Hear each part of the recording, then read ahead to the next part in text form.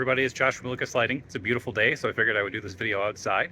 This video is going to be covering the Federal Motor Vehicle Safety Standards in regards to what's labeled on your headlight housing. Why is that important to you? Well, I'll give you an example. Say your client comes in and they have a car and you look up the bulb finder and you see that there's like two different kinds of bulbs that car will take.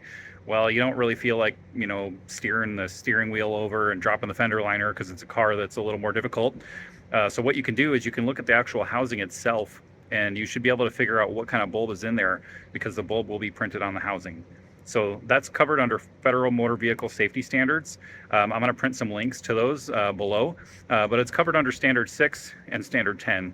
I'll have more information below. Also, I will have my contact info at the end of this video, so you can email me or call me and I can give you that info as well directly. So let's go look at some cars and see what kind of info we can get. One of the most difficult ones to find is on the Mini Cooper. This is a D1S. It's kind of reflecting on itself, but you can see that it's a D1S there. So it says D1S there, and you've got your DOT right there. So very hard to see because it's in the reflector, but this housing can be HID or it can be halogen. And on the Cooper, you're going to want to look up here along this line. It's one of the hardest cars to see.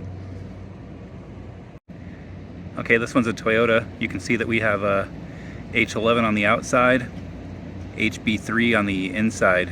We've got the DOT right there.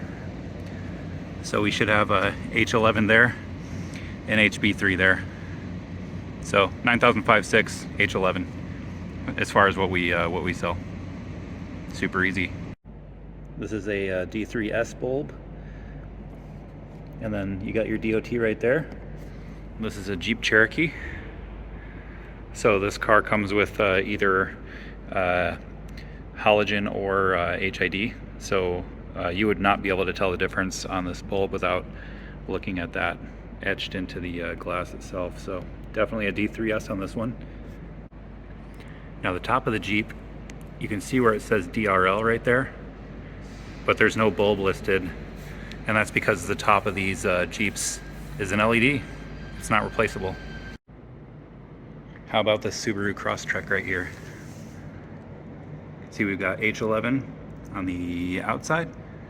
We've got HB3 on the inside, which for us is 9005-6, and we have the DOT. Doesn't look like they have any DRL, otherwise it would say DRL also. Okay, now that we looked at some housings and some lenses, you can see that there's some things that you're going to notice on all of them. First of all, every vehicle 2007 and later is going to have DOT printed on the actual lens itself. If it has replaceable bulbs, it's going to have all the part numbers of those bulbs on the lens as well. Some cars, like some of the newer Toyotas, some of the newer Subarus, you have to pop the hood open and look at the top of the housing itself. I don't have an example of that, but you shouldn't have to take anything apart on the car to see these part numbers, but sometimes you do have to pop the hood. And I think some of the Jeep JLs are kind of like this too. If it's got DRL printed on the lens and there's no bulb listed, it's probably just an LED DRL, just like on the Jeep example. If it only has one bulb listed, it might have like a flapper or something like the factory HIDs have a solenoid that will actually actuate high beam and low beam with one bulb. Or maybe it's got a combo bulb in there as well if there's only one bulb listed. So if you need any more info on this, feel free to call or text me or email me. All of my info will be at the end of this video. Thanks for watching, everybody.